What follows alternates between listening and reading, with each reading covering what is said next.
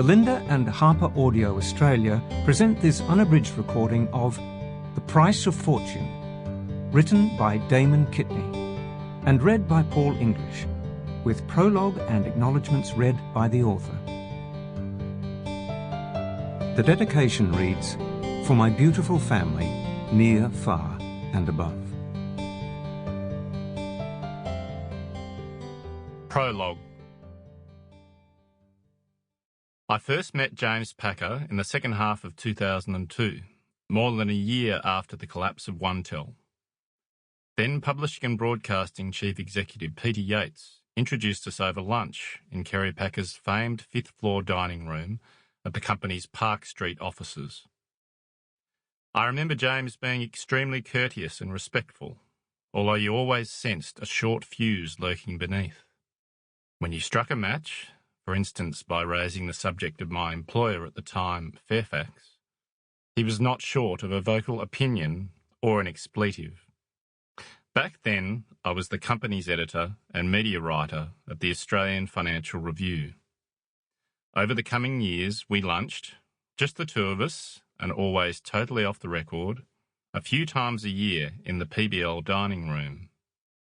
I would meet James outside his third-floor office, and we would take the lift to the fifth. On one occasion, when his father was in the building, James turned to me as we got in the lift and whispered, "If Dad gets in this lift, you are not a fucking journalist, okay?" That never happened. It's one of the regrets of my life that Kerry Packer passed away before I had the chance to meet him. Meeting James's father, one of the nation's most colourful, combative, controversial and larger-than-life figures, would have helped me better understand his son. As the years went by, James and I would occasionally catch up over coffee in the chairman's office, deep in the bowels of Melbourne's Crown Casino complex. He kindly sent my wife and I flowers on the birth of our two daughters in 2004 and 2006.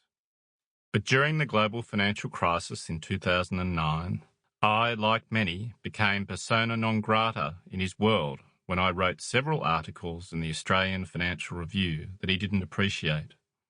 I received several angry emails. When I reached out to catch up on one occasion, he snarled back, "Why would I bother?"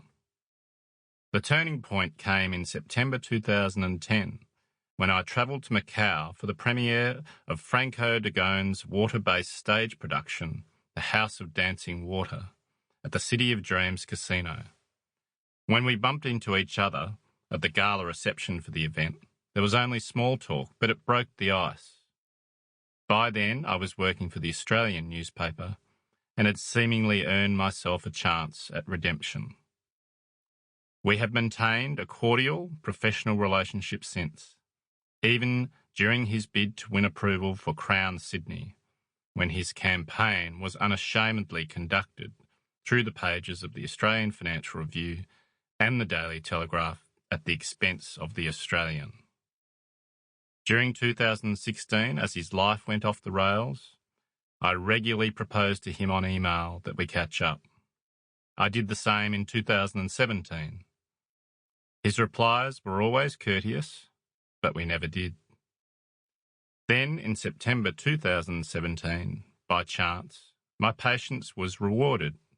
I was in the back of an Uber on the way to San Francisco Airport when an email from James lobbed into my inbox.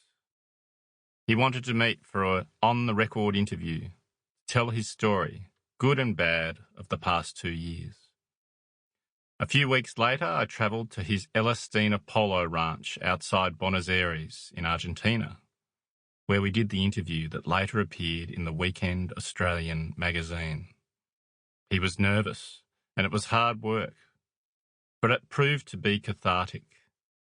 With every word, I could see the load lifting from his shoulders, even if it was only temporarily. On the morning I left Elestina, I asked him if he would ever cooperate in sharing his extraordinary personal story for a book. He politely declined the offer. Sample complete. Ready to continue?